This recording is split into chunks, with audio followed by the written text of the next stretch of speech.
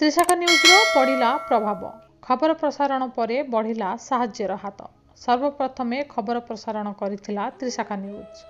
हाड़भंगा शीत सहित कुहुड़ी और काकरे राति सारा बंदर नगरी पारादीपर राजरास्तार भगवान उपरे भरोसा करी जीवन बिताउथिबा मानसिक विकृत गरीब असहाय और 18 बांकीर रास्ता और फुटपाथ रे रात्रि यापन करुथिबा ट्रक हेल्पर मानकु साहाय्यर हाथ बढ़ाइछन्ति संजीवनी फाउंडेशन र सदस्य माने। 2 दिन पूर्व शुक्रवार मध्यरात्र रे आम बंदर नगर रे रहुथिबा बासहीन असहाय और मानसिक विकृत माने एभली शीत राति रे केमिति जीवन अतिबाहित करुछन्ति सेही स्थिति परखिबा पई जाइथिलु।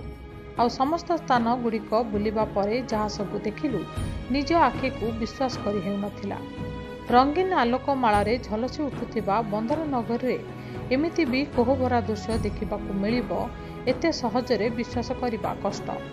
एही खबर संजीवनी फाउंडेशन र प्रतिष्ठाता प्रकाश साहू पाइला परे तुरंत सेही राति अधरे आम सहित आसी देखा करथिले एवं प्रतिश्रुति देइथिले समस्तଙ୍କୁ शीत वस्त्र जोगेई देबा पाई। 2 दिन परे पारादीपर षंढकूद बड़पड़िया 18 बांकी भली विभिन्न स्थान रे पहुंची मानसिक विकृत असहाय और रास्ता कड़े बसी रहितिबा निराश्रय मानकू कंबल और रंधा खाद्य जोगाई देथिले। तेबे ए जनमंगलकारी कार्य जोगु से बेस प्रशंसार पात्र पाल। प्रकाश साहू पारादीप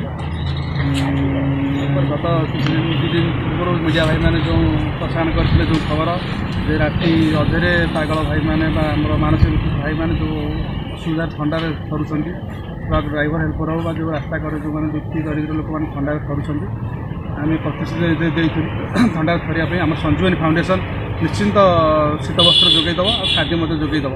तेणु आमर ओडार कार्तिक मास हूँ धर्ममास मासक भर पंचुक 5 दिन सबुठ धर्ममास धर्ममास धर्म कम करने महत्वपूर्ण। तेणु आम संस्था आम विचार कला तेणु आम समस्त शीतवस्त्र 2 दिन धरी शीतवस्त्र बांटुचु खाद्य बांटुचु तेणु आगे जारी निश्चिंत आम आगे संस्था जारी कर आशा विश्वास। सत्यव्रत मंत्री पारादीप संजीवनी फाउंडेशन तरफ मानसिक विकारग्रस्त गरीब लोक मैंने ट्रक रे हेल्पर जो मैंने दिन मजुरिया षंढकूद बस्ती अंचल जो गरीब लोक मैंने अच्छा से दुख दुर्दशा देखी फाउंडेशन संजीवनी तरफ जो शीतवस्त्र और अन्न कार्तिक मास जो पंचुक 5 दिन जो वितरण कराऊँगी मुझे देखी मत भारी खुशी लगुच एवं ए संजीवनी फाउंडेशन समस्त मेंबर मानक मु धन्यवाद दूची कहीं ना से जो अर्जित धन जहाँ पिला संचित कर रखी किसी बड़का काटी यही महान कार्य करूँ मो तरफ पारादीपवासी तरफ मुझे धन्यवाद दूची।